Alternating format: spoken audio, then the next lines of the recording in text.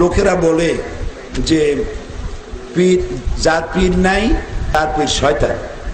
এই কথা যদি সত্য হয় তাহলে ইমাম আবু হানিফার পীরকে, ইমাম শাফির পীরকে, ইমাম মালিকের পীরকে, ইমাম আহমদ বিন হাম্বলের পীরকে, সাহাবায়ে কেরামদের পীরকে, এই পীর কোথায় আছে?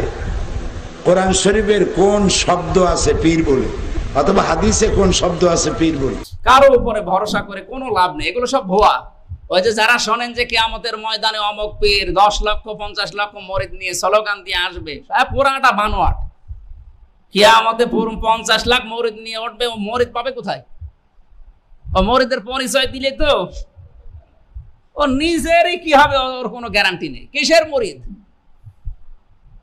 আর কিয়ামতে এরকম স্লোগান দিয়ে কেউ আসবে না, প্রতিটি মানুষ আসবে কিয়ামতে একা একা। কুল্লুহু মাতিহি ইয়াউমাল কিয়ামাতি ফারদা।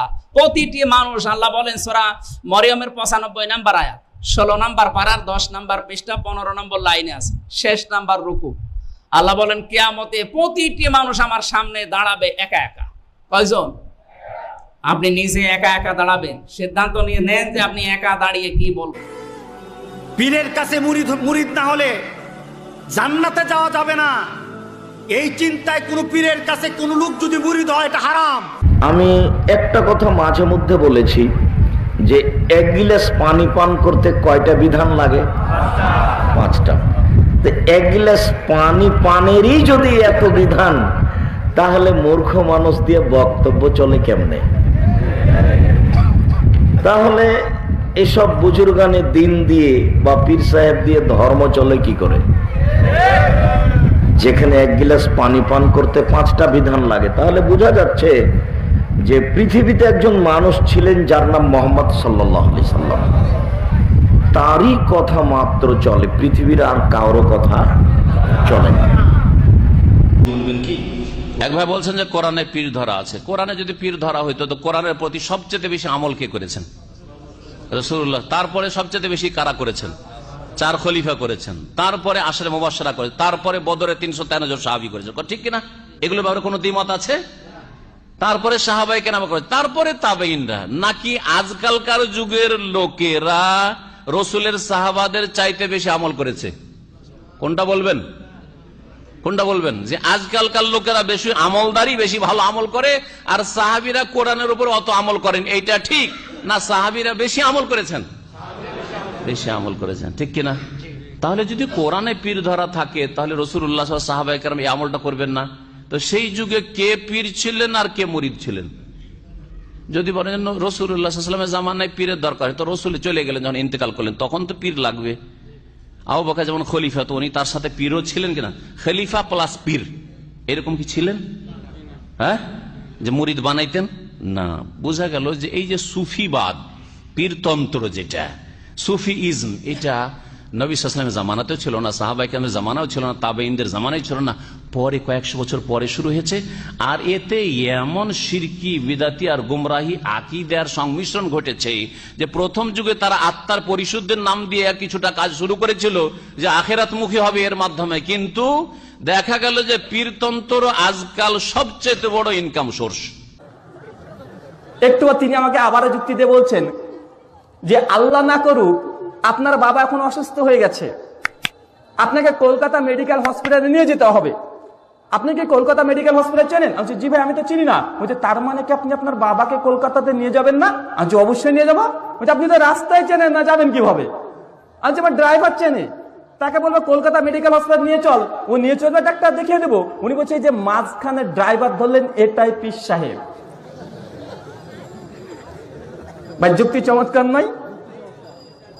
তিনি এত সুন্দরভাবে যুক্তি দিচ্ছেন যে মাত্র আপনি কলকাতা মেডিকেল হসপিটালে যাবেন, তার জন্য একটা মাধ্যম লাগে, আর আল্লাহ পর্যন্ত পৌঁছাবেন কোনো মাধ্যম লাগবে না। এটাই হচ্ছে পীর সাহেব, মধ্যস্থকারী।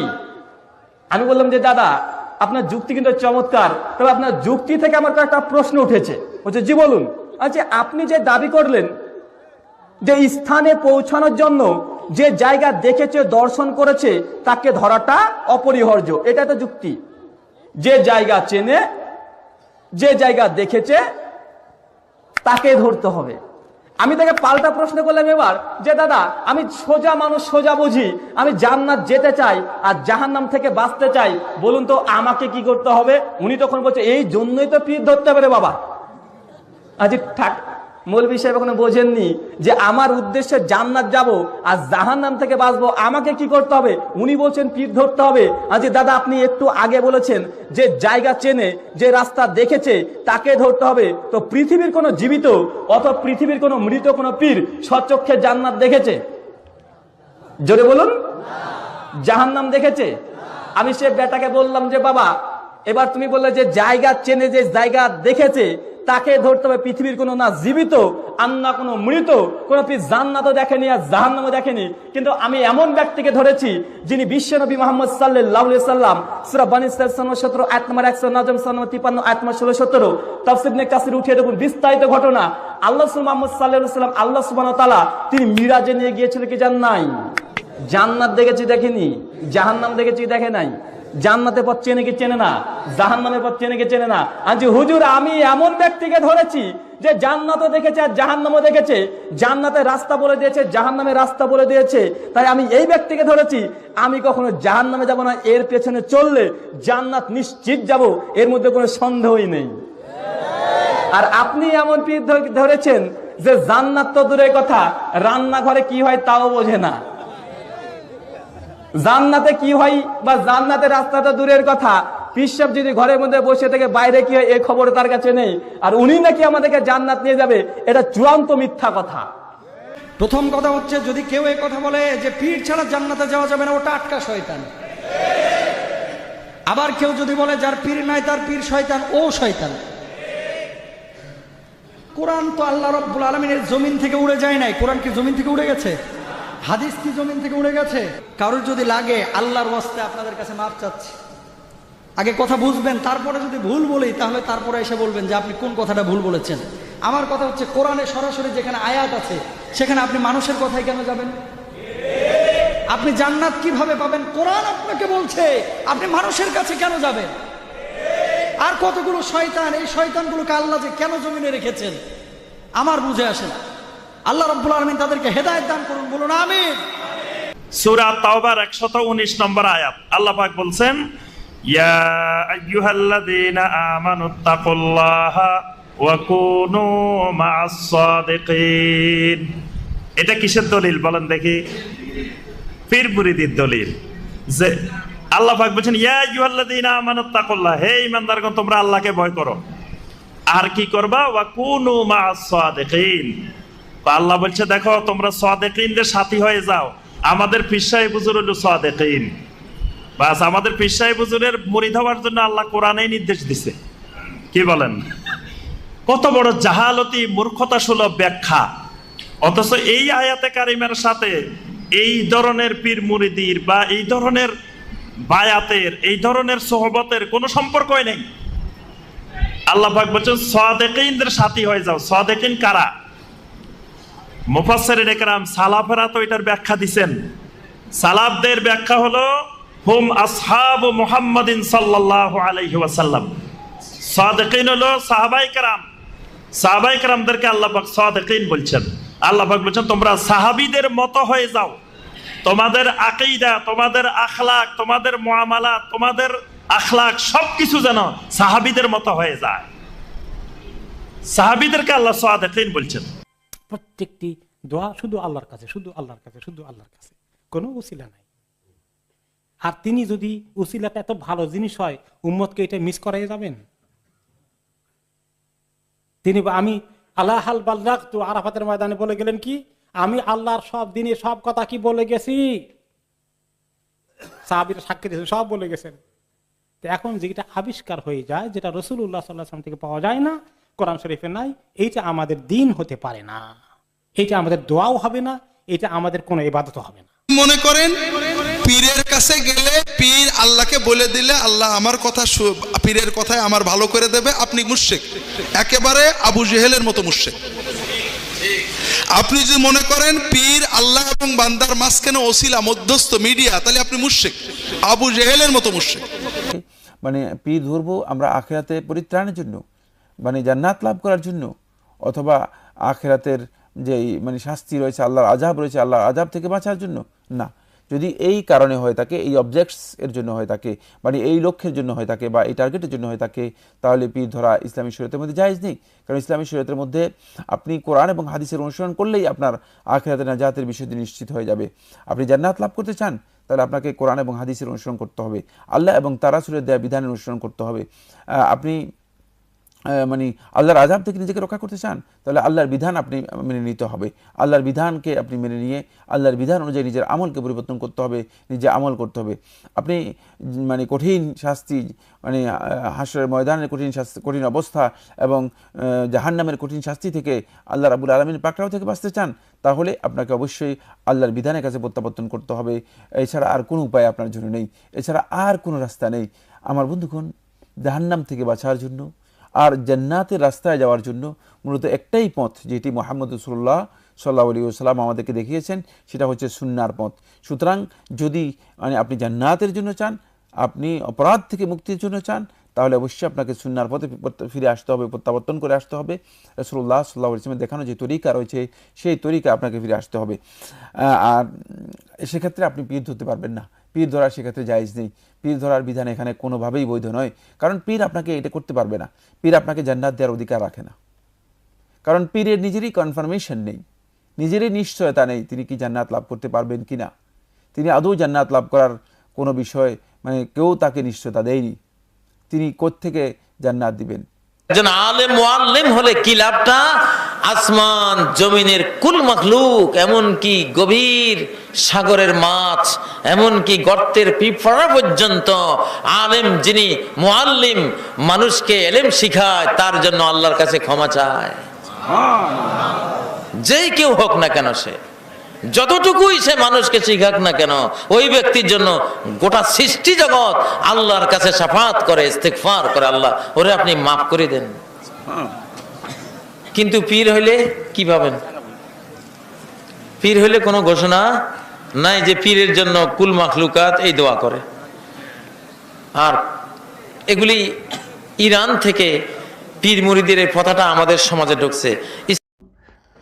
ওলি কেন ধরতে হবে?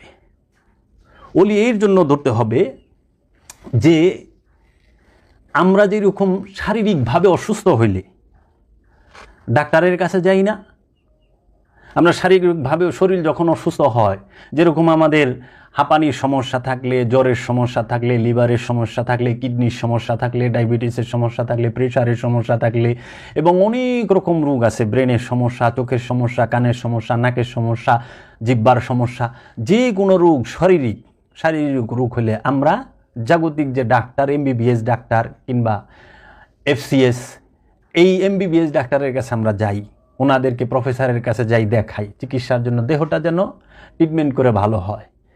কিন্তু আমাদের যে অন্তরে ব্যাধি আছে, এটা কি আমাদের জানা আছে? এই অন্তরের ব্যাধির কথা আল্লাহ পাক কুরআনুল মাজিদে বলেছেন। এই অন্তরের ব্যাধি পরিষ্কার রোগ মুক্ত হওয়ার জন্য, এই অন্তরের রোগ থেকে মুক্তি হওয়ার জন্য ওলিয়ে কামেলের কাছে যেতে হয়, আলে রসুলের কাছে যেতে হয়, আলে বায়েতের কাছে যেতে হয়। তাই উলিয়াদের কেরামের কাছে যেতেই হবে। এখন আপনি বলবেন এই দলিল আবার কই থেকে আইলো?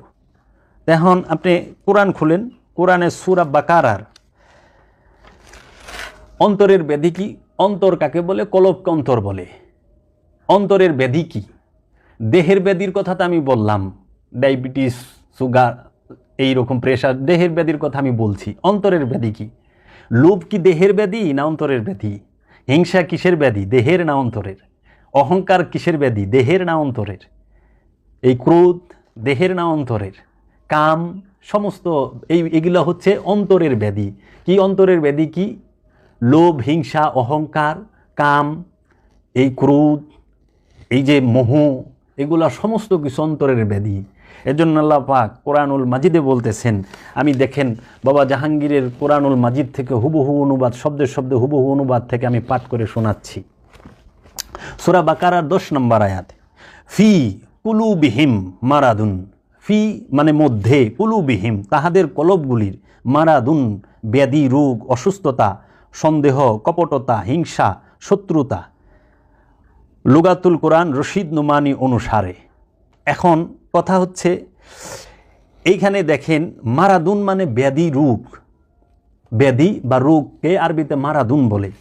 ফি কুলুবিহিম মারাদুন ফাজাদাহুমুল্লাহু, ফা সুতরাং ফাজাদা, ফা সুতরাং জাদা বাড়াইলেন, জাদা মানে বাড়ানো, ফা মানে সুতরাং, ফা জাদা সুতরাং বাড়াইলেন, বৃদ্ধি করিলেন, হুম তাহাদের, আল্লাহু আল্লাহ, মারা দান মানে রোগ ব্যাধি, ওয়া এবং লাহুম তাহাদের জন্য, আজাবুন আজাব, আলিমুন কষ্টদায়ক দুঃখজনক, বিমা এই জন্য যে, কানু ছিল আছে হয়, ইয়াকজিবুন তাহারা মিথ্যা বলিত, ইয়া কাজিবুন, ইয়া অর্থ ইয়াক মানে তাহারা, কাজিবুন কাজ্জাব মানে মিথ্যাবাদী, মিথ্যা কথাকে মিথ্যাবাদীকে কাজ্জাব বলা হয় আরবিতে। তাহলে এখানে কি বলা হচ্ছে, ফি কুলুবিহিম মারাদুন ফাজাদাহুমুল্লাহ মারাদা ওয়াল্লাহুম আযাবুন আলীমুন বিমা কানু ইয়াকযিবুন, ইয়া কাযিবুন তাহাদের কলবগুলির মধ্যে রোগ আছে, সুতরাং বাড়াইলেন আল্লাহ তাদের রোগ এবং তাদের জন্য কষ্টদায়ক আযাব, এবং এই জন্য যে তাহারা মিথ্যা বলিত, মিথ্যা বলিত, মিথ্যা বলা এটা কলবের অন্তরের রোগ, মিথ্যা বলাটা অন্তরের রোগ, দেহের রোগ না।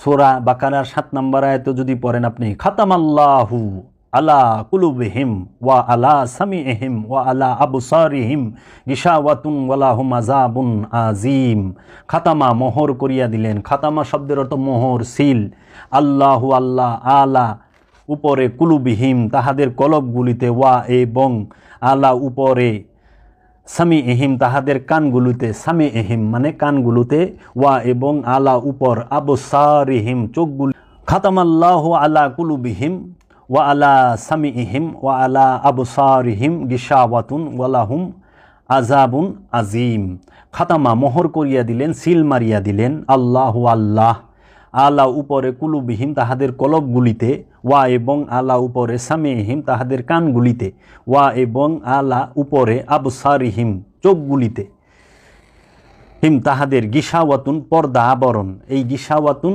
অর্থাৎ পর্দা আবরণ, চোখের উপরে পর্দা দেয়, মোহর মারে না কিন্তু, কানের উপরে মোহর মারে, কলবের উপরে মোহর মারে, আর চোখের উপরে পর্দা দিয়া দেয়, আবরণ দিয়া দেয়, পর্দা মানে পর্দা আবরণ, ওয়া এবং লাহুম তাহাদের জন্য, আযাবুন আযাব শাস্তি, আজিম বড়। এর অর্থ হচ্ছে হুবহু তাদের কলবগুলির উপর আল্লাহ মোহর করিয়া দিয়াছেন, এবং তাদের কানগুলির উপর এবং তাদের চোখগুলির উপর আবরণ দিয়াছেন, এবং তাদের জন্য বড় শাস্তি রহিয়াছে। তাহলে কেন ওলি ধরতে হবে? পীর আউলিয়ার কাছে যেতে হবে, আল্লাহর ওলিদের কাছে যেতে হবে। আল্লাহর ওলিদের কাছে এই কলবের রোগ সারার জন্য, অন্তরের ব্যাধি সারানোর জন্য ওলি দিয়ে কামেল ধরতে হবে, কামেল আল্লাহর ওলির কাছে বায়াত গ্রহণ করতে হবে, কামেল আল্লাহর ওলির কাছে মুরিদ হইতে হবে। কারণ এই দেহ নামক শরীর, যে এই শরীরের সমস্ত অঙ্গ প্রত্যঙ্গের যে ডাক্তার যারা চিকিৎসা করেন তাদেরকে বাহ্যিক শরীরের ডাক্তার বলা হয়, দেহের ডাক্তার তারা, কিন্তু আল্লাহর ওলিগণ হচ্ছে অন্তরের ডাক্তার। অন্তরের রোগ সারাবার জন্য অন্তরের ডাক্তারের কাছেই যেতে হবে। অন্তরের রোগ কে সারেন? নবীগণ, রসুলগণ এবং সমস্ত কামেল আল্লাহর ওলিগণ এই অন্তরের রোগ সারাবেন। আর যখন এই অন্তরের রোগ আল্লাহর ওলিদের শিক্ষা অনুযায়ী ধ্যান সাধনা মোরাকাবার মাধ্যমে সেরে যাবে, তখনই আমি আমার নফসকে চিনতে পারবো। প্রতিটা মানুষ তার নিজেকে চিনতে পারবে, আর তখনই নিজেকে চিনলে তখনই সে তার রবকে চিনতে পারবে। তাই নিজেকে যে চিনতে পেরেছে সেই রবকে চিনতে পেরেছে, দয়াল নবীজি বলেছেন।